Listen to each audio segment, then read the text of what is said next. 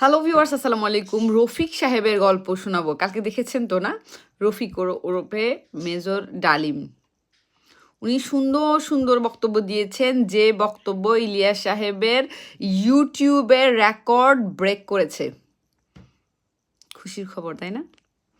কিন্তু ইনফরমেশনগুলোতে একটু না মোটামুটি ভালোই আর কি ঝামেলা ছিল।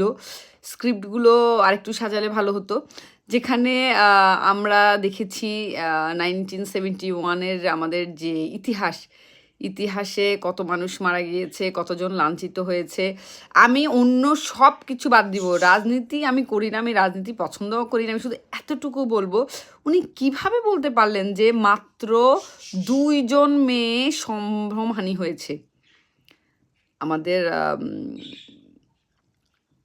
অপোজিট পার্টির, বা এখন তো কেউই দলে নেই, আমাদের শ্রদ্ধেয় জনাবা বেগম খালেদা জিও তো একজন বীরাঙ্গনা, ওনাকে আমি শ্রদ্ধা করি। 2.5 লাখ যেখানে স্বাধীনতা যুদ্ধের সময় হিসাব দেয়া হয়েছে, সেখানে উনি কিভাবে বলে মাত্র 2 জনের সম্ভ্রমহানি হয়েছে 1971-এ? তাহলে আমরা এতদিন কি জেনেছি? আপনাদের কি মনে হয়? আমি এই ব্যাপারটা কিছুতেই নিতে পারছি না। আমি কিছুতেই নিতে পারছি না। আমাদের ইতিহাস বিকৃত হয়ে যাচ্ছে।